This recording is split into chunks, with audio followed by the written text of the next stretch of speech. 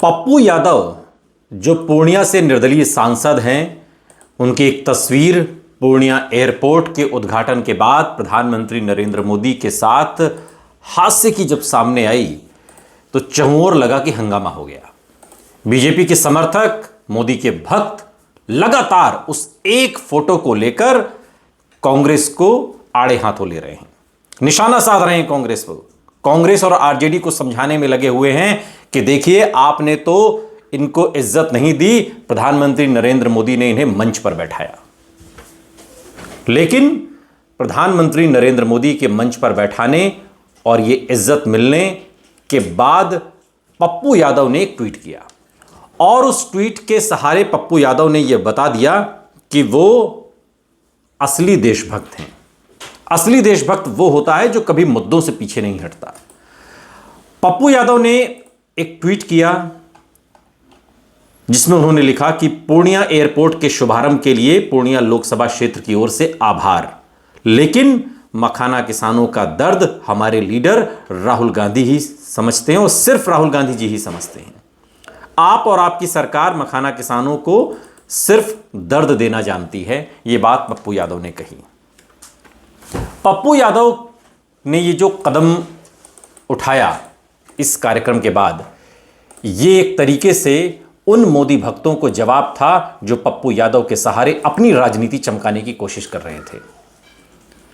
लेकिन पप्पू यादव की जो तस्वीर प्रधानमंत्री नरेंद्र मोदी के साथ सामने आई, बतौर पूर्णिया के निर्दलीय सांसद वो उस मंच पर मौजूद थे और बाद में जो उन्होंने ट्वीट किया, पप्पू यादव राहुल गांधी के प्रति निष्ठा की एक तरीके से शपथ ले चुके हैं।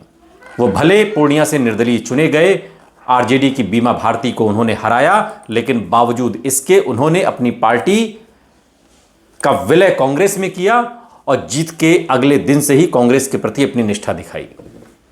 भले वो टेक्निकली निर्दलीय सांसद हैं, लेकिन पप्पू यादव की और भी खासियत है। 90 के दशक के पप्पू यादव को अगर आप थोड़ी देर के लिए भूल जाएं तो पप्पू यादव ने बिहार में बाढ़ के लिए जो खजाना खोला वो कोई भूलेगा नहीं। और पप्पू यादव के अगर आप एक्स पर जाएंगे, उनके ट्विटर अकाउंट पर जाएंगे, तो पप्पू यादव ने जो पिन किया है ट्वीट को, वो 2020 का ट्वीट है 26 जुलाई को।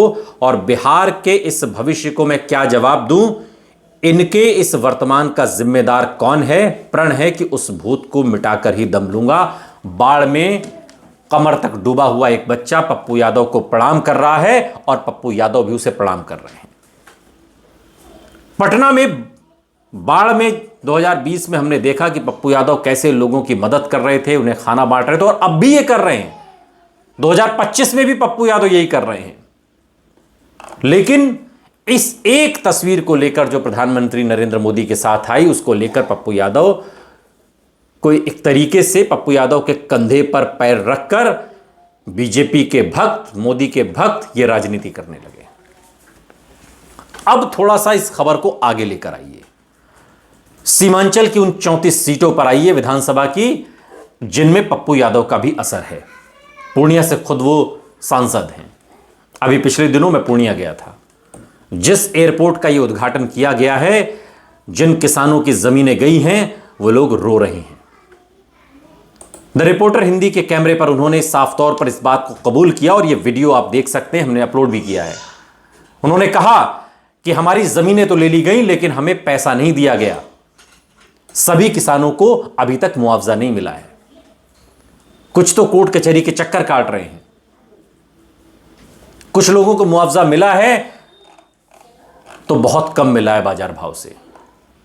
कुछ लोग यह भी दावा कर रहे हैं कि किसी को मुआवजा ज्यादा मिला, किसी को मुआवजा कम मिला, हमारे खेत में आपत्ति जता दी, जबकि हमारा खेत एयरपोर्ट अथॉरिटी के पास है, हम उसमें कदम भी नहीं रख सकते, उसमें जा भी नहीं सकते। ये वहां के किसान कह रहे हैं। चूनापुर के किसान ये कह रहे हैं, जो पूर्णिया का जहां एयरपोर्ट बना है, कि पूर्णिया यहां से 5 किलोमीटर दूर है, इस एयरपोर्ट का नाम चूनापुर के नाम पर क्यों नहीं रखा गया? जो चूनापुर गांव के, जो जिसमें ज्यादातर ब्राह्मण समाज के लोग हैं, उन्होंने खुद हमसे कहा है, हमारे कैमरे पर कहा है इस बात को।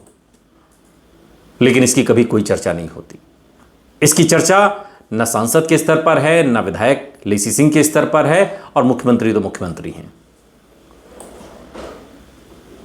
मखाना के जिन किसानों की बात पप्पू यादव ने कही है, उन मखाना किसानों का दर्द यह है कि वो गले तक पानी में डूबकर हमारे और आपके लिए जो मखाना निकालते हैं उन्हें मिलता क्या है? 120 रुपए किलो का रेट। दिन भर आदमी जूझने के बाद 200, 250, 300 रुपए इकट्ठे कर पाता है। बहुत उसने किया तो 300, 400 हो जाएगा। इससे उसके हाथों में ये फूल गए, फफोले पड़ गए हैं। हर मखाना किसान को कोई ना कोई जो स्किन प्रॉब्लम होती है उससे वो जूझ रहा है, लेकिन उसे पता ही नहीं है। लेकिन क्या इसका दर्द प्रधानमंत्री नरेंद्र मोदी समझ रहे हैं? क्या ये दर्द मुख्यमंत्री समझ रहे हैं? नहीं समझ रहे। लेकिन मखाना किसानों को, उनके दर्द को, उनके मुद्दों को आवाज राहुल गांधी ने दी है। हमने वोट अधिकार यात्रा के दौरान देखा।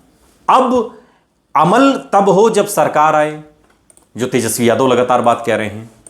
लेकिन सरकार आने के बाद क्या उस पर अमल होगा, यह देखना दिलचस्प है। लेकिन राहुल गांधी, तेजस्वी यादव के मंच से पप्पू यादव को मंच पर जगह नहीं मिली, गाड़ी से नीचे उतार दिया गया, ये जो बातें लगातार मोदी भक्तों की तरफ से कही जा रही हैं, इस पर होने वाली राजनीति को समझने से पहले आप पूर्णिया की ज्योग्राफी को समझिए, सीमांचल कोसी की राजनीति को समझिए। मुस्लिम बाहुल्य सीट है और इस सीट पर राहुल गांधी, तेजस्वी यादव का दबदबा है। अभी हाल के दिनों में मैं किशनगंज गया, पूर्णिया गया, अररिया गया, कटिहार गया, और इन इलाकों में मुस्लिम बाहुल्य आबादी भी है और इसमें कांग्रेस का और आरजेडी का जो वर्चस्व है वो भी दिखाई देता है।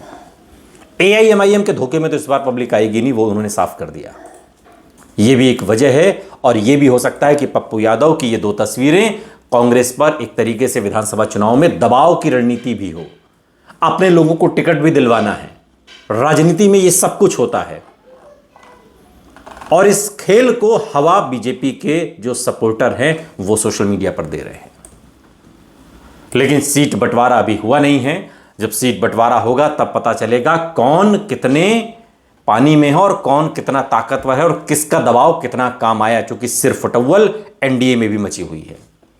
आज ही पटना में पोस्टर लगा है कि मुख्यमंत्री कौन हो, चिराग पासवान। इसलिए अंदर खाने हर तरीके की चर्चा हो रही है। लेकिन पप्पू यादव की जिस तस्वीर को लेकर मोदी के भक्त, बीजेपी के अंधभक्तों ने प्रचार प्रसार किया, उसका एक फैक्टर यह है कि सीमांचल की राजनीति में राहुल गांधी और तेजस्वी यादव इस बार मजबूत जमीन पर दिखाई देते हैं।